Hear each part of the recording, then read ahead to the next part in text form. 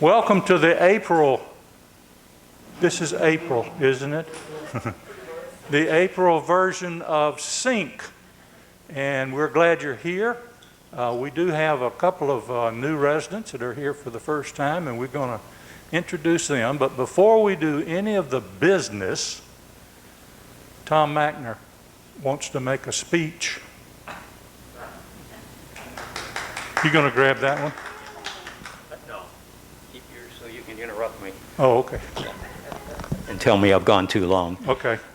Hi, my name is Tom Mackner, if you don't know me, and I'm a resident and a volunteer, and one of the 4 people volunteering today to get this technology of this program underway and to other people. It goes out to people in their homes, and also it is being taped.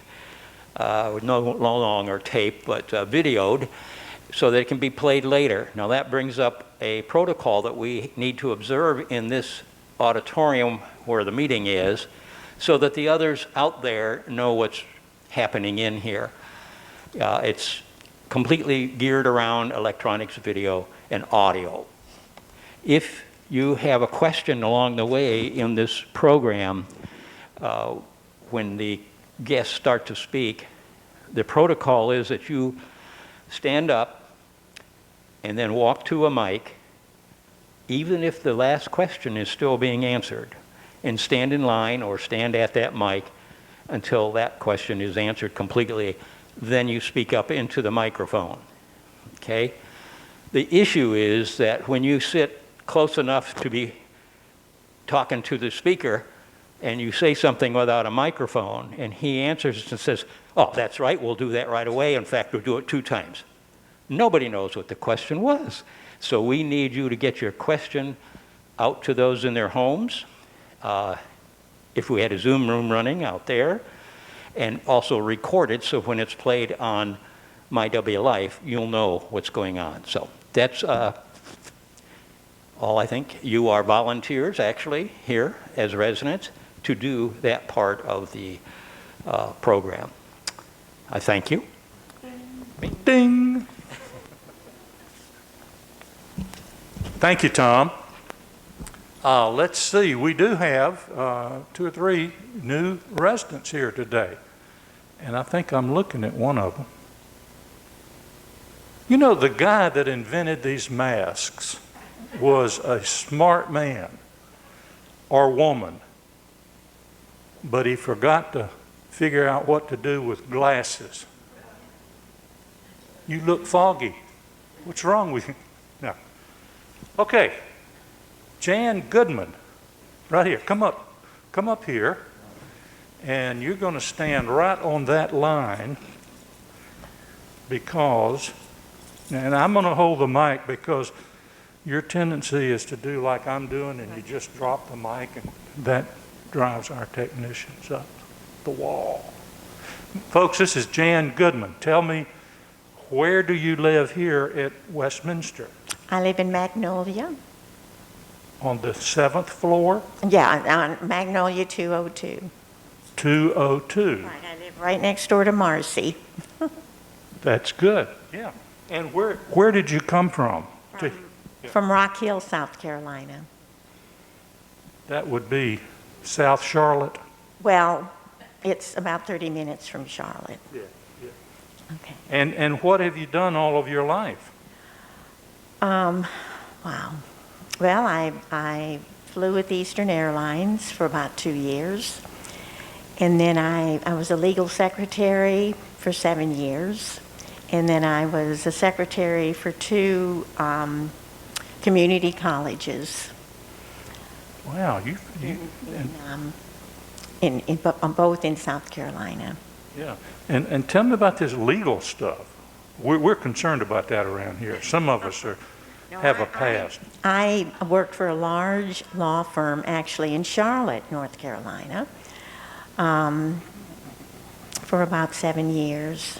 And I mean, it was a very interesting job. The lawyer I worked for did some court work, but they did a variety of everything as far as legal. Sure. So it was good. It was does a good job. Tell me about family. Any family? Yes, I have 3 sons. My oldest son lives here, and he's about 2.5 miles. So I'm sorry. Well, that way I want these folks over here to be able to see you. He's about 2.5 miles away, and I have 5 granddaughters and 2 great-grandsons that live in the area. Then my one son, my middle son, lives in Las Vegas. He's with the NFL Raiders. And Rick has been with them for about 2 years. And before that, he was in baseball, professional baseball for about 25 years. And then I have one son that lives in Wilmington, North Carolina. And I have one granddaughter that lives in Fort Mill, South Carolina. Good, good.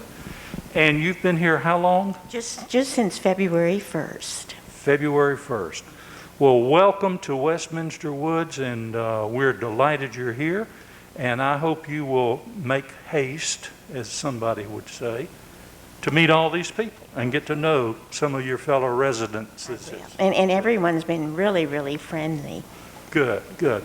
Welcome. We're glad to have you. Well, thank you. Good. Thank you, Jean. Oh, a professional football and baseball player. Maybe we'll get your son to come and coach our softball team here. Now, we haven't started one yet, but no. Let's see. There's somebody's name on here, Jack and Skipper Miller. Oh, there we are. Come on up here. That way you'll be on television. You might be on the CBS Morning News tomorrow, so get up early and you can see it. Now, tell me a little bit about, how long have you all been here? At Westminster? Just a couple of weeks. About 2 weeks. Yeah. A couple of weeks. And you came here from? Just down the road in Bartram Springs. Okay, all right. And I understand you've been around the Jacksonville area a long time. Born and raised here, both of us. Well, I wasn't born here, but I've lived here since I was 2. Jack was born and raised here. Now, where'd you go to high school? We're going to get down and dirty now. I went to Bartram. I went to Landon. Landon is no longer a high school. You go sit down. I went to Lee. Oh, did you? Or whatever the name of it is now. Yeah, I know. Well, now, tell me about what have y'all been doing for all these years? Well, I'm an engineer, mechanical engineer, and I've worked for various consulting engineering firms designing power plants. Oh, good, good. Here in this area? Well, I worked on the North Side Generating Station, and then I've worked on stations in South Africa and India and places like that. Yeah. Did you wear a grass skirt over there? I did. Oh, that's in Hawaii, isn't it? Okay. About your family, tell us. Well, we have one son living here in St. Augustine, and my 3 grandchildren are here. I just welcomed a new great-grandson into the world, and I'm expecting a great-granddaughter in June. So most of that family is here, and the other son is out in Seattle, and we don't get to see him near enough to... Yeah. Well, the next speaker, our second speaker today, knows all about that area, Seattle and Oregon and all that, and maybe y'all can get together and you can hitch a ride. He's got a private airplane, and you could maybe catch a ride with him out there next time. We are delighted to have you all and look forward to getting to know you and anything we can do to help you settle in. You all live in Creekside. Creekside, 200 day, yeah. Good. I'll be unpacking boxes forever, it seems like. Good. Well, we're delighted to have you all in our midst and look forward to getting to know you better. Good. Thank you.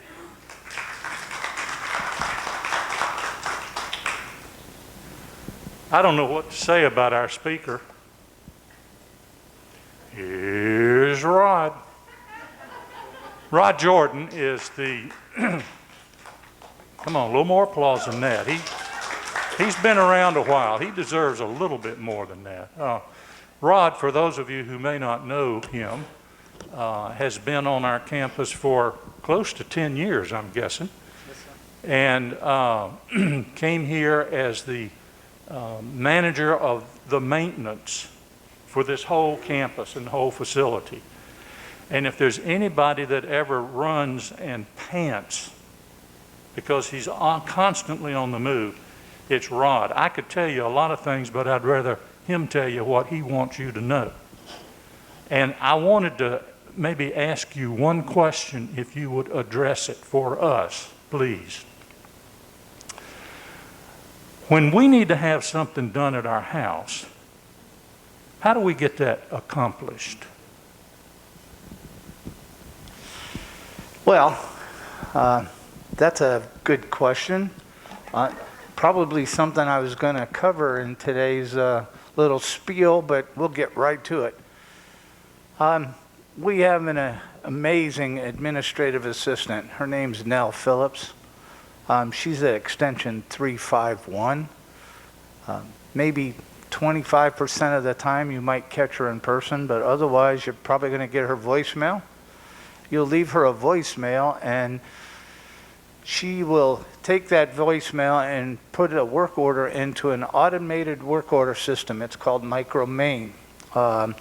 We are actually going to get to pilot a new version of the MicroMain automated work order system. It's going to pretty much be paperless. And we have enough Wi-Fi on the property that as they get into Wi-Fi zones, work orders that they've completed and then work orders that have just been assigned to them automatically go into a pad or their telephone. So they can complete work orders and close work orders right from their cell phone or iPad. But anyway, Nell puts that into the system. Once that is generated in the system, it gets assigned to the person that's best suited to do that work order. If you have an AC problem, then it's probably going to be Dennis or Sam. If you have a refrigerator issue, it might be Chris or Dennis. All of my maintenance engineers are pretty much cross-trained and can do multiple tasks, and we really, really like it that way. I do only have one engineer that does low voltage software, telephone type issues. Excuse me. Turn that off real quick. So very sorry about that. But anyway, the person best suited to do that work order will get assigned that work order. Also, every month, we have in that work order system programmed preventive maintenance that needs to be done. Air filters that need to be changed, batteries and smoke detectors. We do one side of the campus one year, we do the other side of the campus and at the next time. But anyway, those PMs pop at the beginning of every month. So in addition to regular work orders, my guys have preventive maintenance stuff that they need to do also. So those work orders pop. So that's pretty much how the system works. I am responsible for grounds and security also. And one of the big things I wanted to talk about is how woefully inadequate our security has been. We were encouraged to seek an outside service contractor to do our security from community services. So we did that, and last October we we signed a contract with a company called Secure America, and we signed a contract with them because we felt that they would be the best company of the four that we interviewed to give us the consistency that we really, really desired in an outside service agency, because we want you to know who's on second shift every day. We want you to know who's on third shift every day and be able to know that when you call after 11 o'clock at night, you're going to get Miss Harris, you know. And it was terrible. And then they didn't show up for shifts, and I had to cover shifts, and then it just got to be a nightmare. So we terminated our contract with them. And by the time I could, and corporate told us, okay, you can take that back in-house. So we took it back in-house, and I offered a position to two of the staff that were with Secure America because we felt that they were good or would be good employees. And then one of them have kind of fallen off to the side due to not performance issues at all, but personal reasons. And I've got two coming in the hiring process right now. So I basically wanted to talk to you about security because it is so bad. And we have got so much training to do that we're doing it. I finally have the right people that I want. I'm getting them trained. We're securing buildings when they're supposed to be secured. We're unlocking them when we're supposed to be unlocking them. And we're getting down to the little things like checking the temperatures in the substations and doing other things that we need to make sure that are being done so you have hot water, you are safe, and you are secure. We also, now that COVID is not just having us all in lockdown, we are starting to open the campus back up a little bit. As you know, the main campus gate now will stay open from 5 o'clock in the morning to 7 o'clock in the evening. Any visitors or vendors need to go to new administration and be screened. We still need to screen people if they're going to skilled nursing or assisted living. Other than that, we don't screen anybody. You are going to have visitors, and you should make sure your visitors are in compliance with CDC regulations and things like that. One, they're not running a fever. Two, maybe they've already got their shots. Whether or not you wear a mask, whether or not they wear a mask, it's kind of up to you. We're not going to police that anymore. So that's a good thing. And then the resident council also, I did a survey. I hope you all were involved in the survey about how much of the campus we want to open up or how little of the campus we want to open up. So I know that Miss Betty Francis has shared that information with me, the results. There's still a lot of comments that need to be announced and maybe publicly announced to the residents. But we got the results of that, and we're just waiting for the resident council and Brian Tenney, the executive director, to make a decision on what we're going to do with the rest of the gates on the campus. Whether we open the manual gates, whether we leave the automated gates open, what we're going to do and how we're going to do it, that's yet to be determined. But the main gate for the main campus will be open from 5 o'clock in the morning till 7 o'clock in the evening.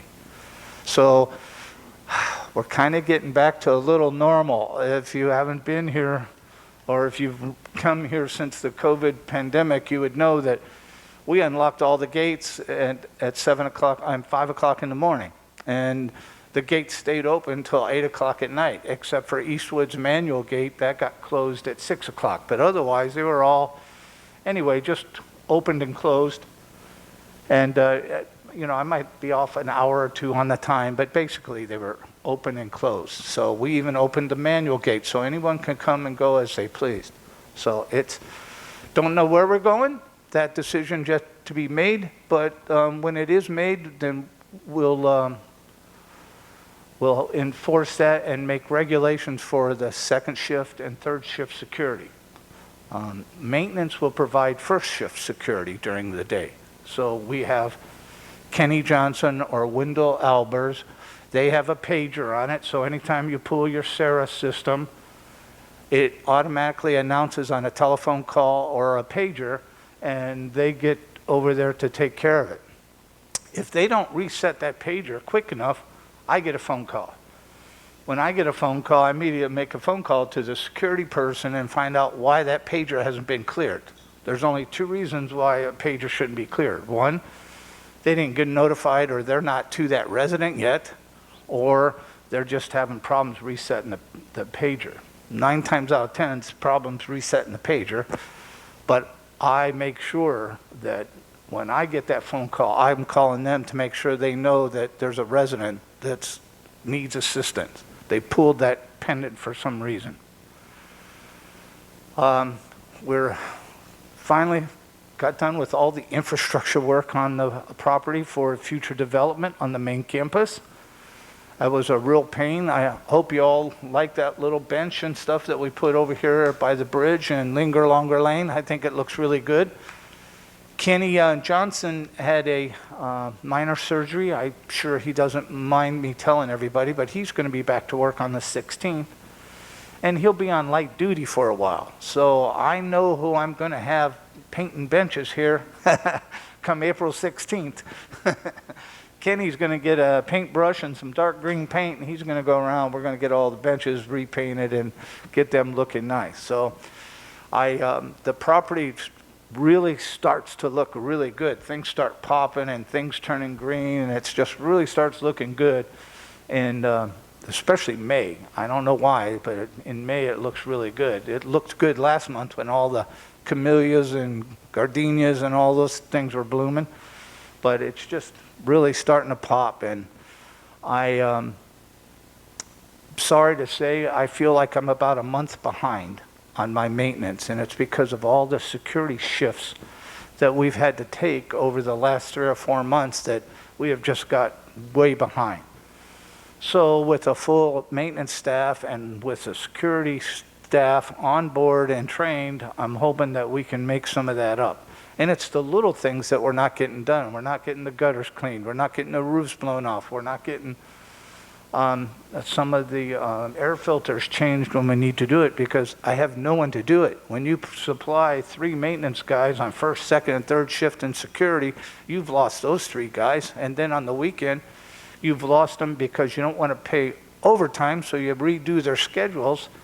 And then the next thing you know, you're losing about 80 to 100 production hours or productivity hours a week, and that's senseless. So hopefully we can get back on track, get everything going again. We've got our new operational budgets for the next year.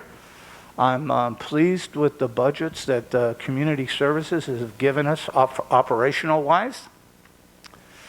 And I think you all know that our operational money is your maintenance fees. And then our capital improvement money that we get for capital improvement on the properties is from entrance fees. So I'm just excited that normally we get somewhere around $2 million, $2.5 million a year in capital improvements. Well, this year our budget is $23 million in capital improvements that they look to be making this year on the campus. And it's going to start next month with 32 bed memory impaired unit that they're going to develop on Orange Avenue. And that's Monday after next, the 19th. We're going to have a pre-construction meeting with our new contractor and all the vendors that he has hired. And we're going to start doing the pre-construction meetings, what's required, what's not required, working hour limitations, no working on Sunday, things like that. We'll go through all of that, and then we'll have a groundbreaking ceremony. I think it's in May, early May, but I'm not sure of the date. I can't remember it off the top of my head right now, but we'll have a groundbreaking ceremony. And then we're going to get cranking on that. So I am excited to see some new construction going on the property. The main campus, it's a beautiful old campus, and it was designed wonderfully. It was overbuilt to the max back in 1964. But the infrastructure of the main campus, those garden apartments, as pretty as they are just falling apart. My water supply lines are breaking everywhere. I'm having slab leaks. We're having sewer issues. I don't think anybody thought or knew that this campus would last for 58 years before someone did some major construction to them. And I'm pretty proud of Westminster Communities, of the work that they've done since they've taken over this community. And from what I heard way back when, 18 years ago, I think they bought this property, or it's around 2000 they bought it. that it was in pretty bad shape, and I think it's a beautiful campus, and I can't wait, and I look forward to see the changes that are coming. Any questions? Yes, ma'am. What hours are the Sarah buttons working now? I heard they had changed.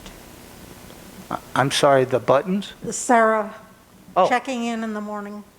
Yes, ma'am. I didn't, she was talking about Sarah, pressing the Sarah button before 9 o'clock in the morning. I don't know that anything has changed with that. It should be always as usual. When you get up, you... Originally, it was set at 6, but we always got calls if we punched it before 6:30. Somebody told me they had moved it back to 6 a.m. I'll have to look into that because I don't know. And someone could have called Nell, and Nell could have called Wendell, and Wendell could have went over and adjusted the Sarah system to start accepting calls at 6 o'clock. But I thought it was always 6 o'clock. 6 o'clock to 9 o'clock, and then we generate the report. We scrub the list by making phone calls, and then those people that we could not verify, we physically went and knocked on doors to make sure, and that's about between 10 and 10:15. So when you forget to press your Sarah button and you don't answer your phone, and somebody's going to come knock on the door and make sure that you're okay. You're not lying on the floor somewhere. Thank you, ma'am. I'll check on that and get back with you. I understand the gates are going to stay closed except for the main gate for the foreseeable future. Is that correct? I'm not sure, sir. I know that the survey has been completed by resident council with the residents on their desires, and I think it's just a matter of resident council and Brian Tinney getting together, and I don't know, but maybe the entire campus will be open by the end of next week. I'm not sure. Well, in the meantime, until they do open, how do we get a visitor through the gate down at Creekside? It's very simple. They come onto the property and they press that call button. When they press that call button, security has a phone that's able to communicate with that visitor, and they can find out where they're going, and they push a button and the gate automatically opens. Okay. So it's anytime a human is involved with something, you know something's going to go wrong. And I do get some calls concerning, you know, I had a visitor that came and they pressed a button and nobody opened the door. We're working on that. We're working on that really well. But we don't want anyone to have the code, because when we give the code away, everybody in the world gets the code, and then you have no security after that. I understand. Thank you.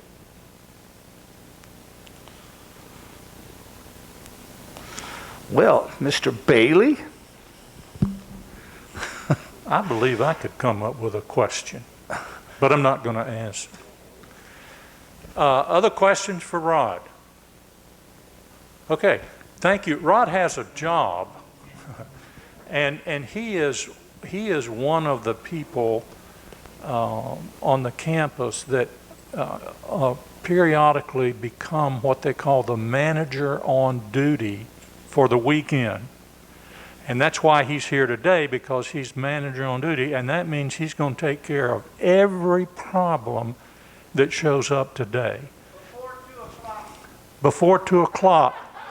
Because at 2 o'clock, he and I are going to get on his motorcycle and go somewhere. Thank you, Rod. We appreciate your being here. And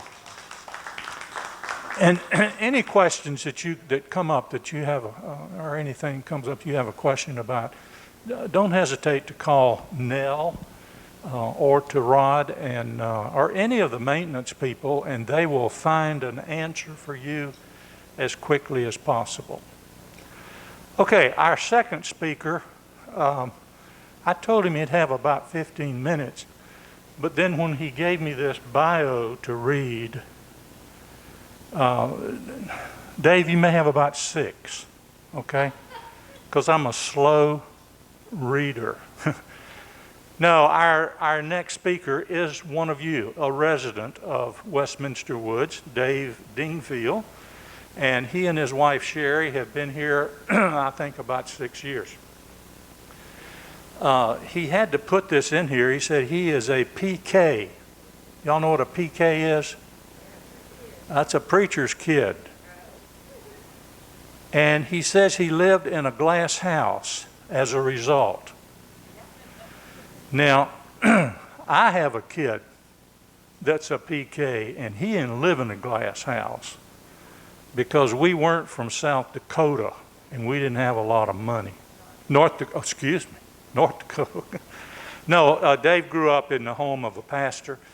They moved from Los Angeles up to the Dakotas, and he finally had the good sense to hang on to Sherry when they met. And should I say what you put down here? Said he met Sherry and was able to thaw her out after just 2 official dates. Now, you can do what you interpret that anyway. He and Sherry have been married for a while. We're glad they're both here. And Dave has become very involved in various activities and volunteering his time here on the campus and off of the campus. And I've asked him to tell us a little bit about what he's been doing and why he is doing it and how he went about making it happen. So, Dave, it's up to you.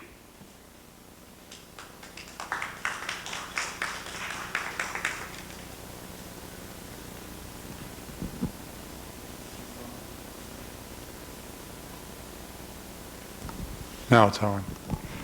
Good morning. I have just a couple minutes worth of discussion here for you that I hope that you'll find interesting. But other than that,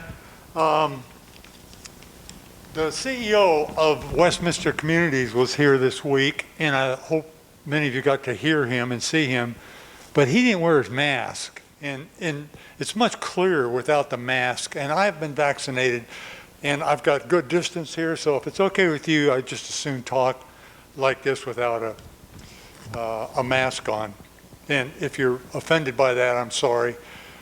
But I can't wait I appreciate them and I abide by the mask, but they do get to be a nuisance after a while. Okay, I'm up here to talk about volunteering. And it's been a privilege. We've been here 6 years. And I want to kind of do a what, why, when, who, when type of thing, just to give you an idea, particularly the new folks here, about volunteering here on campus. And I think you all know, depending on your background and so forth, but volunteers you're willing to perform a service without pay. And you can use other adverbs and adjectives about volunteering, but to me it's very important. And I did a little research on a number of different internet services and found out that the reasons people do volunteer, number one was a personal invitation. Somebody asked you, come on with me, come alongside, come do this task, help out. So somebody invited you. A second one that you look at was a compelling need. There's no one doing it, or you see something that could be filled. You see that as important.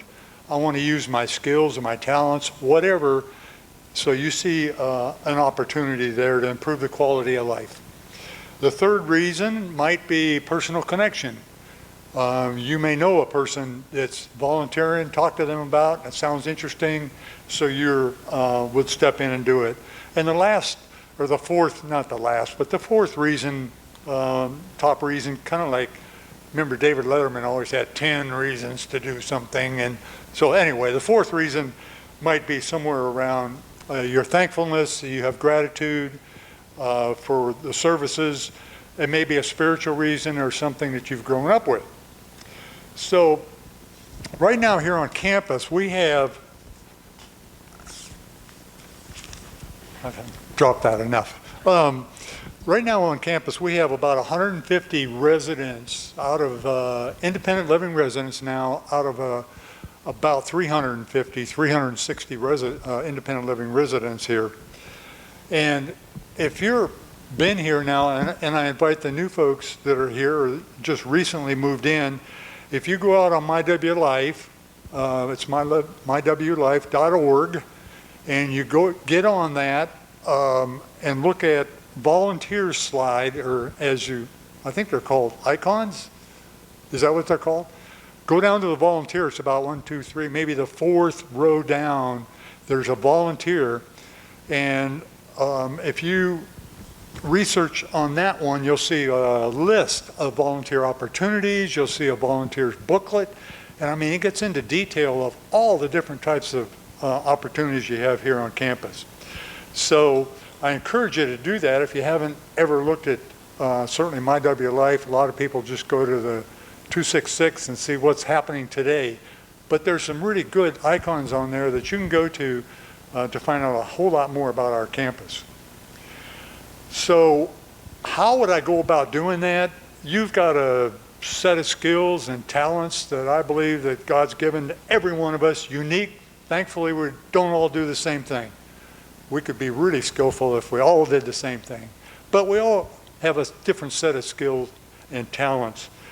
So I've experienced people here on campus that just said, I'm retired. I'm putting my feet up, kicking back, and not going to do anything.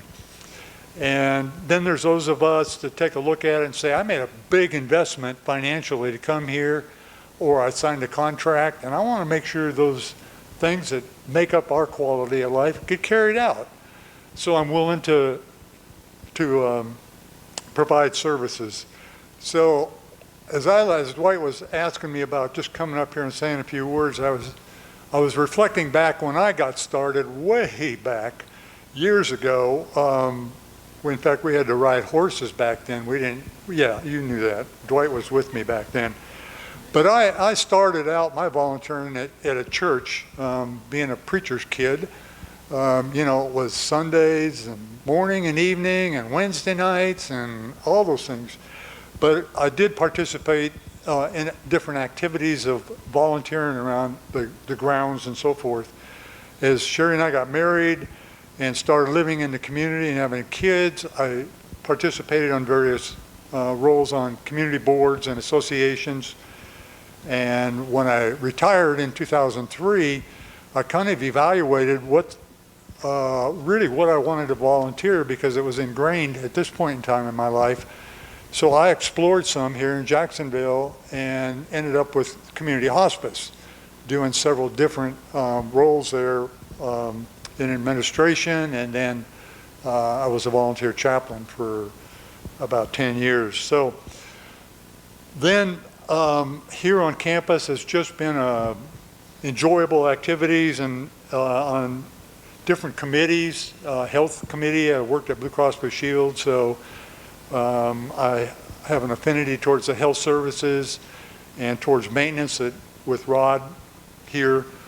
By the way, I'll tell you, I'm on the maintenance committee that initiated the gate survey, and just passing on to you, the survey results are back, but the commitment, as he said, the comments on there and trying to generalize feedback coming back to you is not completed yet. So that's coming next week to the Management Services, Management, Maintenance and Housekeeping and Security Committee. Some of you are on that. Next week, and then that's going to Resident Council after that, as Rod said, would then a decision made by our executive, by Brian, our executive director. And it won't be next week, but I suspect it'll be some decision by the latter part of this month, early next month. So this last year has been really restricted, and we used to do festivals here. There used to be a lot of different types of volunteering activities that Pam, the director of volunteers, would give you a call on. Would you come over and help, people that's in the health center, as an example, wheel them down, take them down the elevator, take them around campus or to some of the festivals that go on. There's just all kinds of things when you look around, and there's always a need for volunteers. So Who can do this? I wrote down, if you're breathing and you're upright, we do ask that you're able to do that. Pre-COVID, Pam told me that we averaged about 170 residents with, this is a monthly, 2,500 hours from our volunteers were put on here. So there's a big investment. As Tom Mackner came up and told us right at the front end, hear the audio and visual that's going out. Last month here, we only had I shouldn't say that, we still had 100 people and giving about 600 hours. So the coronavirus really impacted the opportunities for volunteering here. The other thing, who else could do this? If you can drive a tram, we'd love to have you. You don't even need a driver's license. They've never asked me for a driver's license. Now, Dwight, they did, because he frequently bangs them up, runs into the concrete posts around here. But in terms of volunteering, you know, anybody can replace Dwight up here. I mean, you just have to volunteer. So I am personally inviting you, 3 that were announced today and a couple more that haven't been here that long, to consider volunteering. And we have Pam Benford, most of you know her, but she is our Director of Volunteers in Extension 181.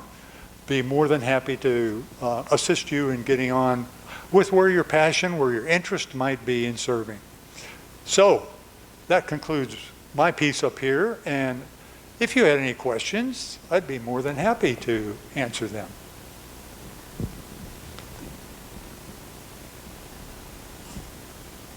Okay, thank you. Thank you. Thank you, Dave. As an example of what Dave has said, goodness, I don't know when, it's been many years ago, I was asked if I would be a volunteer to go to Publix, excuse me, Jim, to go to Publix and take all of the leftover bakery products and bring them and distribute them to people who needed them. And what we did was, knowing that our staff, our maintenance people, our dining room people, our housekeeping people are all working on a pretty low income level. And this was a way that we could bring that stuff over and get it distributed to them that wanted it, and have some, you know, some extra bread or donuts or cakes or pies or whatever was available. And I did that about 3 years, every Sunday, and it finally got to the point where we go to church in Riverside area, and that's a long way over there to come back and get the stuff. So I asked Dave if he would consider doing that, and he very graciously has taken that job, that responsibility on. And I know he's not wanting to get rid of it, but if any of you want to help him with that, all you need to do is see the guy over here without any hair on his head. He can help you. But that's a way, listen, anything you can think of, and it doesn't have to be something here on the campus. Pam keeps a record of all of our volunteer hours if you turn them in. And singing in your church choir, no matter where that might be, or helping with hospice or whatever in the community, they're trying to not only reach out and touch the lives of people, but they're also trying to help fulfill what we're doing here. So we're glad you came, and I thank Dave and the rest of you for being here. And if there are no more questions, we have to sit here for 15 minutes until the clock gets to 11, so we can't go. No, thank you for coming, and we hope to see you around the campus and getting yourself involved. Thank you.